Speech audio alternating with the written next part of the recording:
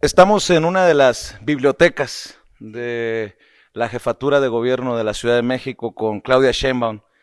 Eh, ¿Cómo empezamos? Doña Claudia, porque la jefa suena como a la doña. Claudia, Claudia. Claudia, gracias por recibirnos. Sé que es apretada la agenda, pero importante que tenga este diálogo con la audiencia de Sin Censura. Gracias. Al contrario, muchas gracias. ¿Cómo le va? Bienvenidos. Bien, estamos aquí trabajando. Este es el salón si al rato lo puedes tomar para que lo vean. Es el salón donde tenemos el gabinete de seguridad todos los días a las 7 de la mañana. El presidente lo tiene a las 6, nosotros a las 7. Y lunes, martes y miércoles me dedico a trabajar aquí en general en la oficina, reuniones. Todos los días tenemos conferencia a las 11. Y jueves y viernes andamos en territorio, sábado también, domingo. No es broma lo que le digo. A lo mejor sirve para romper el hielo de cómo quiere cómo le gusta que la traten, como doña, como Claudia o como la jefa. Yo sí, en serio sí, y creo que lo he dicho en el programa, que cuando le dicen la jefa, me recuerda a María Félix y digo yo, creo que a Claudia Sheinbaum no le ha de gustar mucho eso de la jefa. La jefa de gobierno es otra cosa, pero ¿qué relación tiene con la gente que le ayuda? Bueno, aquí me dicen mucho doctora y también en la calle. La gente me dicen Claudia, me dicen doctora, eh, jefa, me dicen algunos colaboradores, pero la mayoría me dice Claudia o doctora, así. Y yo creo que le ha de sonar más emocionante presidenta en algún momento, ¿no? Ese ya se verá después. Bueno, después en la entrevista, porque tenemos que hablar de eso. ¿Cómo le digo que cómo le está yendo? Porque me imagino que los que transitamos, vivimos, trabajamos en la Ciudad de México, no vemos con precisión y con detalle cómo va transformándose la ciudad. ¿Qué evaluación puede hacer? ¿Qué balance puede hacer de cómo recibe la Ciudad de México y cómo está la Ciudad de México? Nosotros recibimos la ciudad muy descompuesta en términos de corrupción. Aquí gobernaban los privilegios, gobernaba la frivolidad, gobernaba el alejamiento de la gente. Y nosotros llegamos a cambiar el modelo, a recuperar lo que había sido la historia de la ciudad con Andrés Manuel López Obrador, a construir una ciudad que gobernamos con la austeridad republicana, acabando con los privilegios, acabando con la corrupción, destinando los recursos a la gente. Y hemos hecho pues no solamente programas que queremos convertir en derechos en la ciudad, sino también muchísima obra pública, sobre todo relacionada con movilidad. Aquí en la Ciudad de México todos los niños y niñas de preescolar a secundaria tienen una beca, es una beca universal. Aquí había una beca que se llamaba Niños Talento. Se le daba a los que tenían 9 y 10 de promedio y no a todos. Y nosotros hicimos un estudio y eso generó enormes desigualdades en las escuelas. Pero además era muy injusto porque una calificación no define el talento de una niña o de un niño. Es una meritocracia que imagínate, empieza a los 6 años, 7, 8, 9 años, pues no puede ser. Entonces decidimos hacer una beca universal. Entonces todos los niños y niñas reciben una beca que ayuda muchísimo a la economía familiar, particularmente a las madres de familia. Aquí hemos hecho 5 preparatorias más del Instituto de Educación Media Superior y vamos a duplicar el número de estudiantes que estudiaban en la preparatoria de la Ciudad de México. Hemos hecho 2 universidades, la Rosario Castellanos y la Universidad de la Salud. 36,000 jóvenes que antes eran rechazados de otras universidades hoy tienen la oportunidad de estudiar.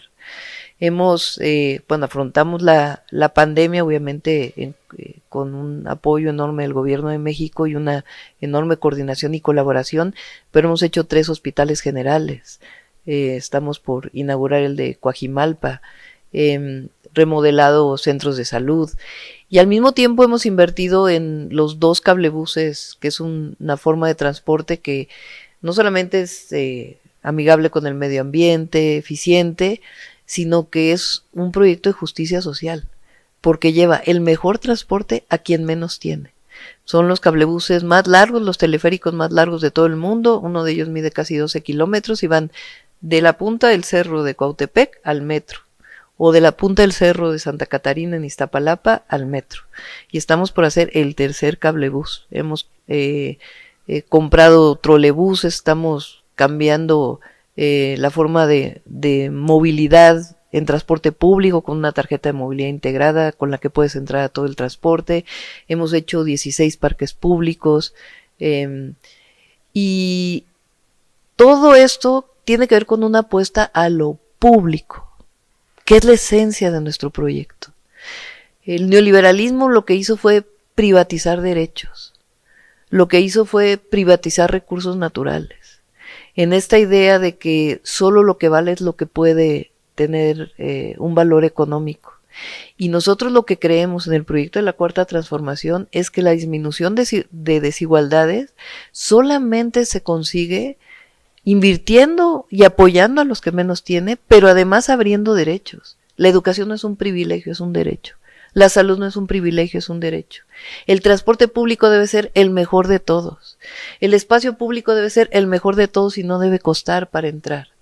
Esa es la visión que nosotros tenemos y eso es donde hemos invertido y hemos estado transformando la ciudad y la gente lo reconoce. Yo salgo a la calle y la gente me saluda amigablemente y esa es la mejor manera de saber que un gobernante tiene buena relación con la gente. Y quiero aclararle a la audiencia que habíamos prometido salir a caminar, pero pues nos ha caído un chaparrón, un chubasco, y bueno, esa es la razón por la que nos hemos quedado acá en interiores. Todo esto que me está mencionando es lo que provoca tanta molestia en la oposición, porque así como el presidente Andrés Manuel López Obrador es atacado, es el centro de campañas perversas, de golpes mediáticos, una prensa que está al servicio de los peores intereses. Así veo que usted también es atacada. ¿Es el éxito el que provoca esto? ¿O qué genera ese odio, ese veneno contra Claudia Sheinbaum? Pues es que somos la representación de la transformación junto con el presidente de la República. O sea, lo que hay un grupo, porque es un grupo, que domina y que titiritea a los dirigentes de los partidos políticos. ¿Grupo formado por quién? González, principalmente, y algunos que todavía lo siguen, porque hay muchos otros que ya no están con él. Pero aquellos que tenían privilegios antes, que se sentaban a la mesa del presidente y le dictaban las políticas, que se beneficiaban de los recursos públicos, que no pagaban impuestos, todos ellos son los que quieren regresar al pasado, quieren regresar a un México al que pues ya no van a regresar, lo sentimos mucho. Y entonces, ¿por qué atacan al presidente de la República? ¿Por qué nos atacan a nosotros? Pues porque representamos justamente la transformación. Y lo que ellos quieren, pues es, como llama el presidente, es el conservadurismo. El conservadurismo es que nada cambie, pero que nada cambie del 18 para atrás, no del 18 para adelante. Y nosotros somos parte de esa transformación. Yo vengo de los movimientos sociales, yo fui parte del movimiento estudiantil cuando joven, después fui académica, universitaria, investigadora del Instituto de Ingeniería de la UNAM, pero nunca dejé de luchar, nunca. Es un ataque misógino el hecho de que la consideren la elegida o la consentida del presidente, la corcholata favorita. Eso debe de doler, ¿no? Pues es una visión muy de que las mujeres no podemos, ¿no? De que no tenemos capacidad y pues no solamente las mujeres sabemos que eso es falso, sino una buena parte de los hombres. Claudia, al presidente lo entiendo así, he buscado leerlo, que el ataque que más le ha dolido es a su hijo menor de edad. Cuando se meten con la familia, hoy de hecho en la conferencia mañanera buscaron que el presidente se expresara sobre la expareja de un expresidente y dijo, con la familia yo no me meto.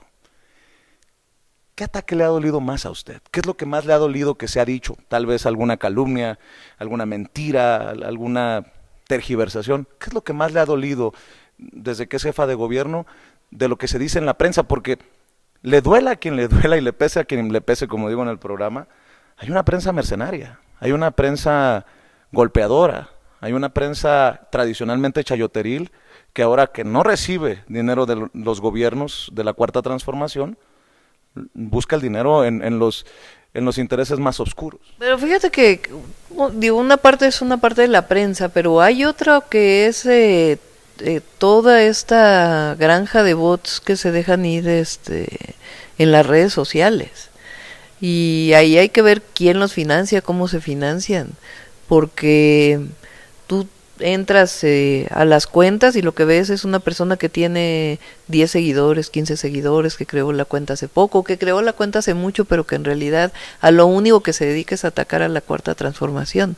Entonces también ahí hay un sector que se ha dedicado a atacar al presidente de la República, a la Cuarta Transformación y todos los que creemos en ella y actuamos como parte de la Cuarta Transformación. Hay actores políticos que la acusan a usted de ser la promotora precisamente de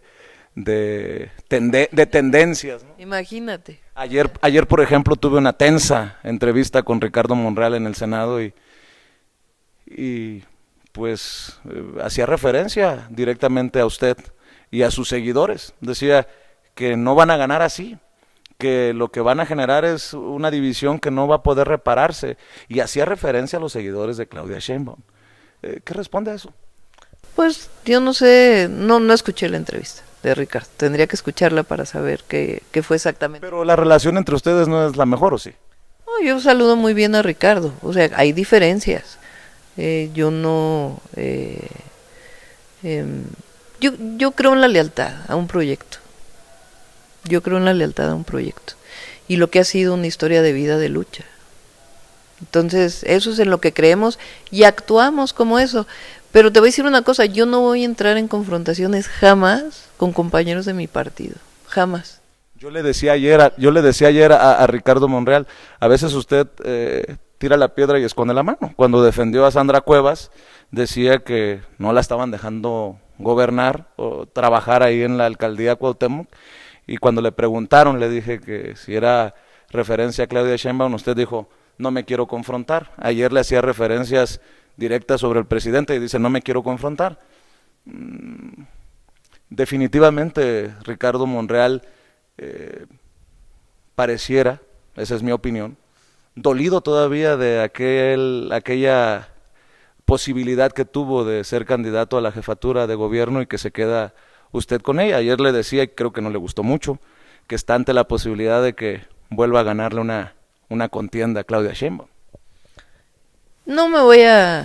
Ahora sí que no te voy a tomar la palabra. No voy a entrar en una discusión con Ricardo. Es un compañero del partido. Los adversarios están afuera. Los adversarios son todos aquellos que quieren regresar al pasado. Y yo creo que lo que estamos nosotros ahora es construyendo un mejor país, un país más justo, un país en donde el que menos tiene tenga la posibilidad de vivir una vida justa, de poderle dar a sus hijos una vida de esperanza. Eso es por lo que nosotros hemos luchado siempre. Y quien está en contra de eso, quien utiliza el racismo, el clasismo, el machismo como parte de su forma de vida y de hacer política, porque todos hacemos política, esos son los que son los adversarios. Y aquí hacia adentro de nuestro proyecto tiene que haber unidad, se tiene que construir unidad. Yo siempre lo he pensado, siempre lo he dicho, y cada quien pues en sus justos términos, y que cada quien nos evalúe la historia por lo que hemos sido, por lo que somos y por lo que vamos a hacer.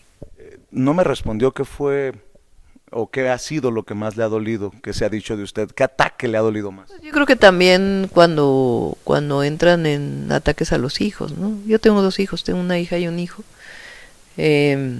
Hubo una vez que hablaron fíjate, mi hija, por su propio esfuerzo tuvo una beca de CONACYT, yo tuve la oportunidad, mis padres nunca me lo hubieran podido pagar, yo tuve la oportunidad de tener una beca para estudiar al extranjero. Y mi hija por sus propios méritos pues hizo lo mismo y tuvo la misma beca que cualquiera que hubiera hecho eso, y obtuvo la beca antes del 2018 inclusive. Entonces cuando se vino una cosa contra ella, pues obviamente te duele, ¿no? O cuando te critican a tus hijos, pues pues los hijos son los hijos y las mamás somos las mamás. Con la familia no. Pasa siempre, con la familia no, y menos como dice Beatriz, ahí sí, con los niños no. Ahí sí ha sido una cosa terrible lo que ha ocurrido con Jesús, ¿no? Claudia Sheinbaum, ¿cómo se asume en este proceso de transformación, de esta llamada cuarta transformación? Y le pregunto cómo se asume porque tendrá que jugar, literal la estoy echando al agua, aunque creo que no es una exageración lo que digo, tendrá que jugar un papel protagónico rumbo al 2023 y al 2024. Morena, la coalición Juntos Hacemos Historia están ante la oportunidad histórica de arrebatarle al PRI las dos joyas que le quedan de la corona, el Estado de México y Coahuila, y obviamente el 2024. No habrá, me corrige si usted piensa diferente, una consolidación sin la victoria en el 2024, obviamente, de esta cuarta transformación, y sin que pueda gobernar esta visión de primero los pobres, que pueda permear esta visión de primero los pobres en estados tan importantes como Coahuila y sobre todo el Estado de México por lo que significa para el movimiento del país. ¿Cómo se asume, Claudia? Yo soy una protagonista del cambio verdadero como muchos. Así se llaman los militantes de Morena. A mí me tocó, junto con otros compañeros y compañeras, hacer los primeros documentos de Morena. Yo, entre otros, redacté la declaración de principios. Y en aquel momento el presidente dijo, es que un militante de Morena tiene que ser un protagonista del cambio verdadero. Y yo creo que si todos los que somos parte de esta cuarta transformación y todos aquellos que se identifican, que son millones y millones y millones de mexicanos y de mexicanas, asumimos que lo que somos todos en cada lugar donde nos corresponde, protagonistas de este cambio verdadero, de que siga la transformación en nuestro país, una transformación para un México más justo, yo creo que así nos asumimos todos y a cada quien le toca jugar un lugar diferente. ¿Usted ve que Morena gobernará el Estado de México, Coahuila? Sí, luego te multan ahí en el INE y te dicen que saque tanta cosa. Fue lo que me imaginé y además Sin Censura es el favorito de Lorenzo Córdoba y de Ciro Murayama. Pero sí, o sea, pues nada más hay que ver las encuestas, ¿no? Lo que dicen. Las encuestas, por cierto, dicen que Claudia Sheinbaum está al tope de las preferencias rumbo al 2024. Pues ahora estamos gobernando la ciudad y ya cuando se den las condiciones vamos a estar ahí. Yo lo que creo es que tiene que haber mucha unidad en nuestro movimiento y que tenemos que construir entre todos la continuidad con sus características de la transformación. Pero creo que lo más importante es que el pueblo de México optó por un cambio y que está contento la gran mayoría con ese cambio. Y eso es lo que nos mueve a nosotros. Porque si uno pensara en un asunto personal, pues hace rato que hubiéramos traicionado, ¿no? Y no, nosotros nos quedamos en las buenas, en las malas, en las difíciles, en cualquiera de las circunstancias. En el 2004 estuvimos en el desafuero, en el 2006, que fue muy difícil aquel plantón de reforma y levantar el movimiento, y después en el movimiento de las Adelitas contra la privatización del petróleo, y en el 2012, que también tuvo sus complicaciones levantar el movimiento, construir Morena.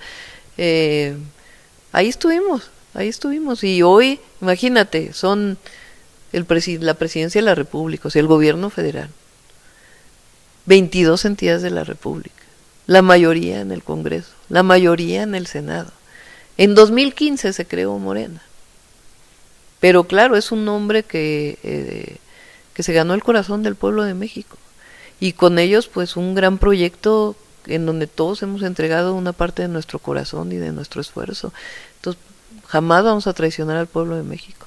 Pero sí suena emocionante, ¿no? Pasar a la historia como la primera presidenta de este país.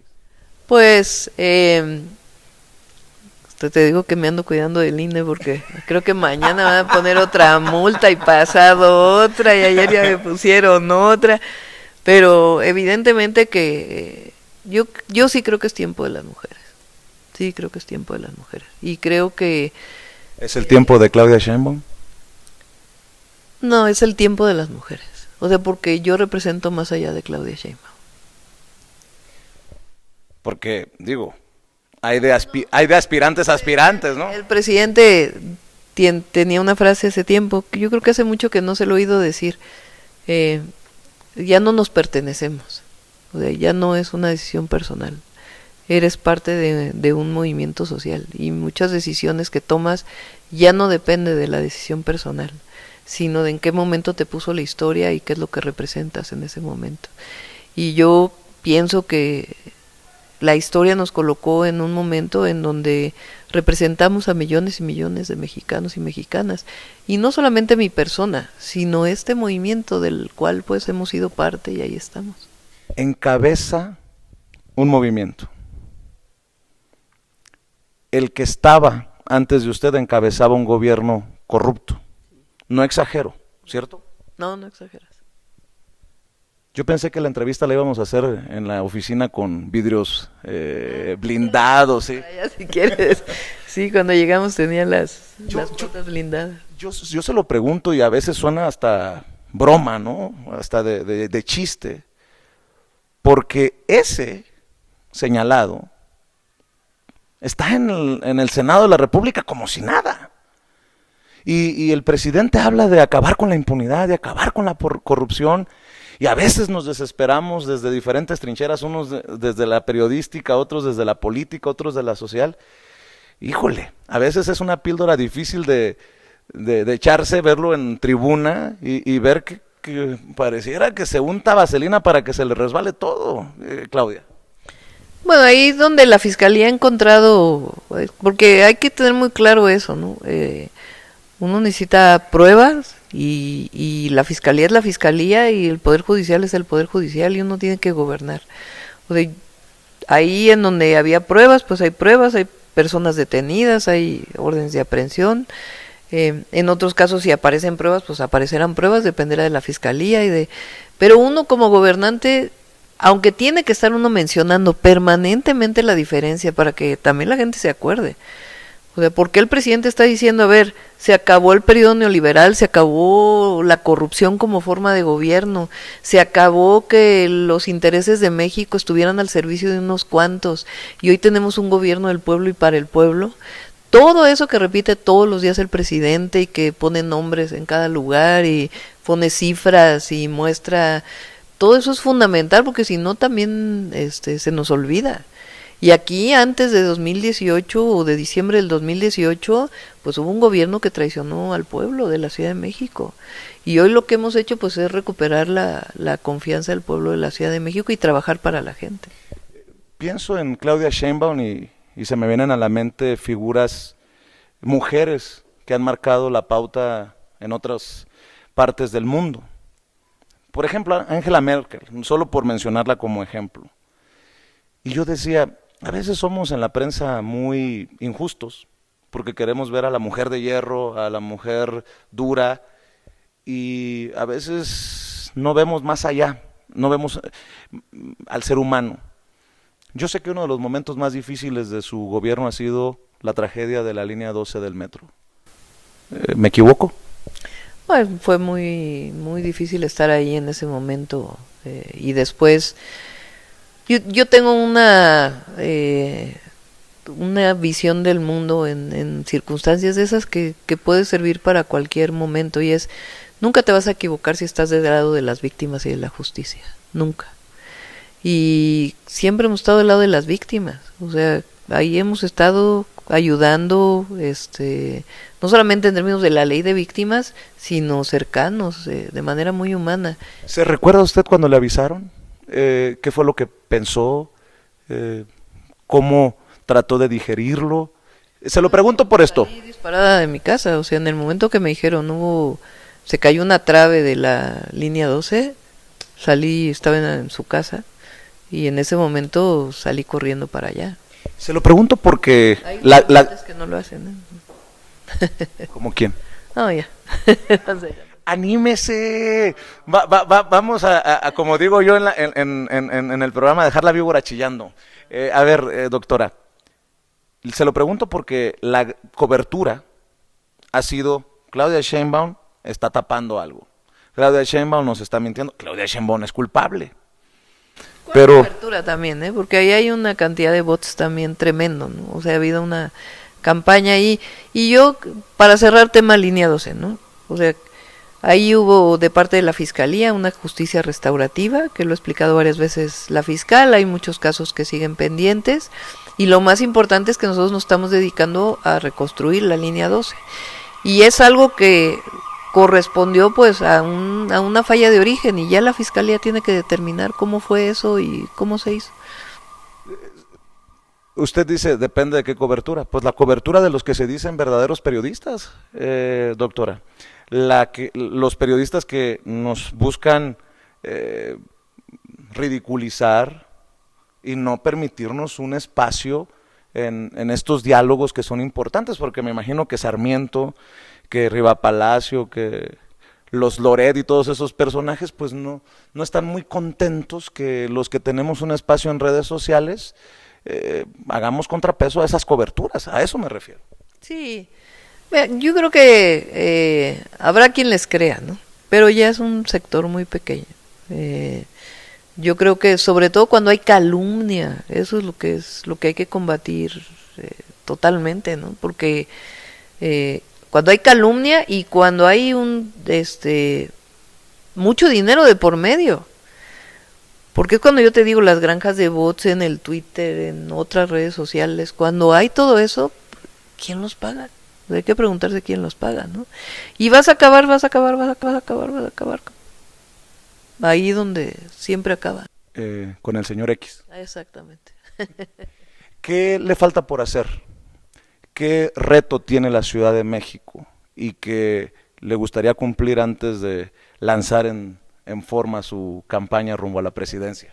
Bueno, tenemos que terminar la línea 1 del metro, que apenas iniciamos su modernización completa. Obviamente la línea 12, tanto al oriente como al poniente, que también estamos ampliando la línea 12. Tenemos que terminar el trolebús elevado. El trolebús elevado es un segundo piso de casi 8 kilómetros, donde solamente va a haber trolebuses, que va a servir para conectar todo Iztapalapa, una alcaldía de 1.8 millones de habitantes. Tenemos que hacer toda la transferencia del sistema de salud a IMSS Bienestar, que es algo importantísimo. Estamos también construyendo la otra línea de cablebús, una planta de basura. Hicimos una planta de basura moderna, la más moderna de América Latina. Estamos por hacer la segunda. Estamos por hacer la central solar más importante que haya en cualquier ciudad en los techos de la central de abasto. Ya iniciamos, lo estamos haciendo con Comisión Federal de Electricidad, pero nos falta terminarlo. Y evidentemente pues estar atendiendo siempre las necesidades de la gente. Sé que tiene que correr, pero antes de que se vaya y cumplamos los 30 minutos de entrevista. Chascarrillo, chascarrillo. Jefa. No ven, pero está Paulina ahí. Sí, sí, ya, nos tenemos que ir, tenemos que correr. Y digo jefa de gobierno, porque luego van a decir, uy, el palero, ya ve que hay una campaña en contra de su servidor. Le he estado preguntando a algunos de sus compañeros de movimiento opiniones sobre los nombres que se manejan rumbo al 2024 y me gustaría que hiciéramos el mismo ejercicio. Por ejemplo, ¿qué piensa de, pues ya lo mencionamos, de Ricardo Monreal? No. Mira, todos son compañeros, te voy a decir lo mismo de todos. Todos son compañeros del partido, todos vamos a estar al escrutinio del pueblo.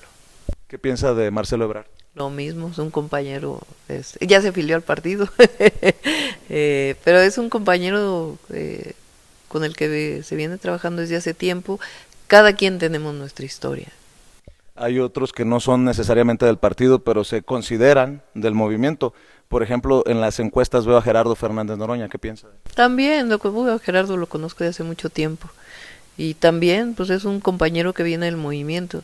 Yo creo que lo más importante aquí es quién va a fortalecer la transformación, quién va a dar continuidad a nuestros principios, nuestras causas, y quién no va a traicionar al pueblo de México y hacia dónde tenemos que movernos.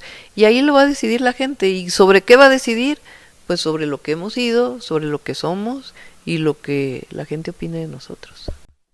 El presidente Andrés Manuel López Obrador eh, está sembrando, está dejando bases. Dice que en el 2024 él se va a retirar, se va a jubilar, se va al rancho. Sí, no queremos que se vaya. Lo vamos a extrañar. Luego los del INE van a querer interpretar. No, no se trata de que siga en la presidencia, pero obviamente pues es un referente para todos nosotros. ¿Qué opinión tiene del presidente? Porque no es secreto que la opinión que tiene él de usted es muy amigable, muy cercana. ¿Qué opinión tiene usted? ¿Cómo pasará la historia el presidente Andrés Manuel López Obrador? Me estoy adelantando, pero creo que con lo que ha construido podemos hablar de un legado, ¿no? Pues, imagínate tú que dentro de 10 años, ¿qué vas a decir? ¿Qué pasó entre el 18 y el 24? Dejó de gobernar un grupo que se beneficiaba de los recursos públicos. Se separó el poder económico del poder político. Más de 25 millones de familias tienen un apoyo. Se construyó el Tren Maya, la refinería, el tren transísmico, el aeropuerto internacional Felipe Ángeles, no sé cuántas presas se están construyendo en el país, carreteras, se hizo justicia a los pueblos originarios, se fortaleció la democracia, desaparecieron algunos partidos políticos que habían sido una parte de la historia de México. Es una hazaña lo que está ocurriendo en estos años. Entonces, ¿cómo veremos al presidente de México, Andrés Manuel López Obrador? Pues como el mejor presidente en la historia moderna. ¿Cómo quiere pasar a la historia usted? Yo quiero pasar a la historia como una mujer que nunca se rindió y que siempre estuvo del lado del pueblo y de la transformación. Para ir cerrando, habla de partidos que desaparecen. Eh, por más críticas al proceso de este fin de semana, yo decía que pues que había que generar y seguir luchando por la transformación en ese sentido. Ni modo que le digamos a la gente vamos a regresar al PAN o al PRI o al PRD o ver como opción a Movimiento Ciudadano.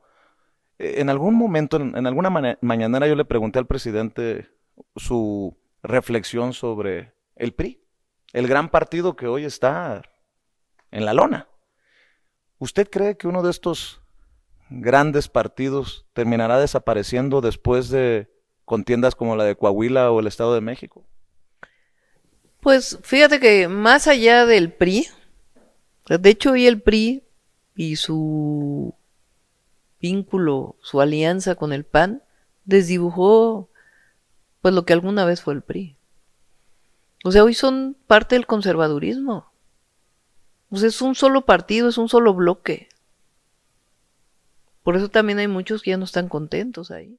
En algún momento el presidente me dijo, ¿ya ves lo que provocaste? Pues yo con ganas de decirle al presidente, ya ves lo que provocó, porque solamente se entienden esas alianzas porque no encuentran la salida, porque están desesperados, porque... Los une el negocio. O sea, porque no los une la ideología, no los une una visión de México, no los une la construcción de un proyecto, no los une idiosincrasia, no los une el amor a México, los une el negocio y estar contra nosotros. Eso es lo que los une. Por eso no tienen mucho futuro, que digamos. Porque, ¿cómo le vas a...? ¿Qué quiere la gente? Esperanza. Lo que quiere es que continúe la transformación para que cada vez estemos en un país más justo, con un estado de bienestar, donde todos podamos llevar a nuestros hijos a nivel de educación superior, si así lo deseamos y si así lo desean ellos, donde todos tengan acceso a la salud, donde todos podamos tener acceso a una vivienda, donde si nos queremos quedar en el campo, nos quedemos en el campo a vivir dignamente, si nos queremos ir a otro lado, también podemos vivir dignamente, donde tengamos polos de desarrollo, donde el país le ofrezca a las y los mexicanos un país con justicia, con libertades, con democracia. Eso es lo que queremos. ¿Qué quieren los otros? Pues yo creo un pedazo del pastel, o todo el pastel, pues no, ya no. Eso ya no lo quiere el pueblo de México. Habla de el INE. Se ha mantenido muy respetuosa en la entrevista, muy consciente de eso. Eh, Lorenzo Córdoba y Ciro Murayama debieron de haberse ido, es mi opinión, desde hace mucho tiempo.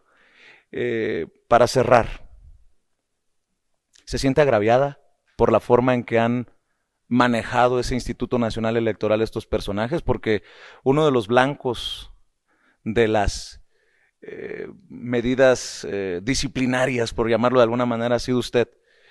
¿Qué piensa de este INE y qué piensa de la reforma electoral que se viene? Yo he dicho que después de la reforma eléctrica, esta será la discusión más importante para los mexicanos, para hoy y para lo que se viene, Claudia.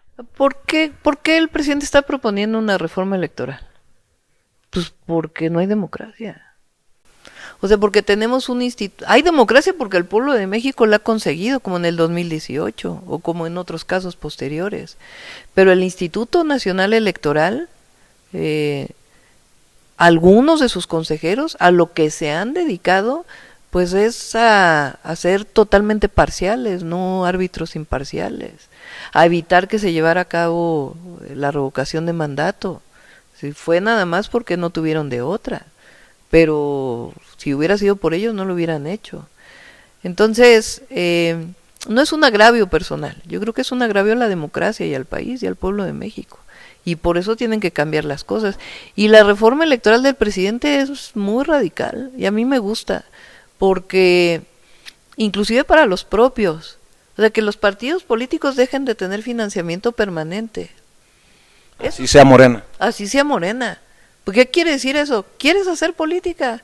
Que todos podamos hacer política y que no requieras de vivir de la política para hacer política. Usted, por ejemplo, no vive de la política.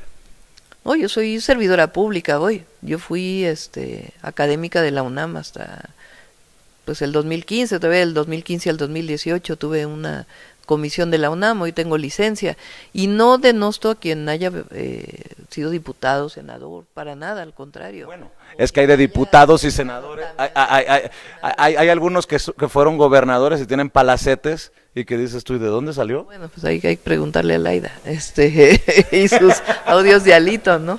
Muy valiente, por cierto. No, o sea, yo lo que digo es que la política es un asunto de todos y de todas, no es un asunto de una clase política. Y en eso, y la otra, que los consejeros electorales los elija el pueblo. Eso a mí me parece que es muy importante para la democracia en el país.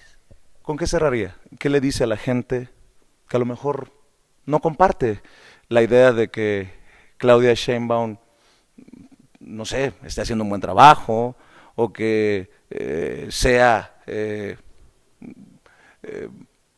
la posibilidad para que sea la primera presidenta de México? ¿Qué le dice a la gente? Un mensaje, incluso para esos que a lo mejor alebrestan las redes a favor o en contra, porque andan desatados, usted misma lo ha admitido.